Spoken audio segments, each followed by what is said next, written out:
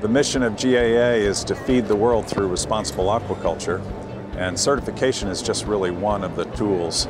And we see the future of aquaculture being very bright if it's done in a sustainable way. And so we're all about trying to solve the problems to help aquaculture become more sustainable. All major retailers and increasingly consumers want to know more about the food that they're eating. They want to know where it came from. They want to know it's sustainable. They want to know that child labor wasn't using it. They want to know that it's safe. They want to know it's good quality.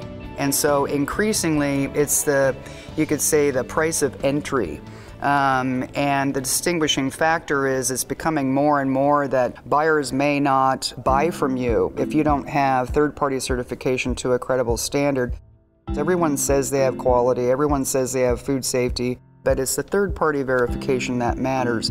Presently, about 15% of aquaculture production around the world rises to a level where it is certified. That leaves 85% of the production and the facilities performing that production uncertified. The Responsible Aquaculture Foundation has been created to provide knowledge and education to those 85%, the largest percentage of the aquaculture production that currently is not operating in a way that allows them to be sustainable. Having worked as a retailer and now on the other side of the fence, I have a unique perspective. Because going into a meeting, I understand that this isn't necessarily the favorite topic that they have, that there is a day job somewhere behind them, and this has to get worked into it. I also understand that I'm a resource to make their job easier. And I'm not trying to sell them anything, I'm trying to support them with something. With a BAP program, you have the Global Food Safety Initiative. Most retailers do have a food safety program that they require.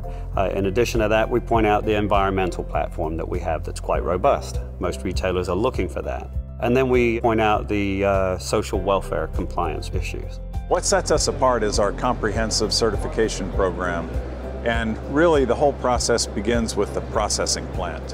When you get the processing plant on board, then the processing plant becomes an ally of the program, and through them we can work to get the farms.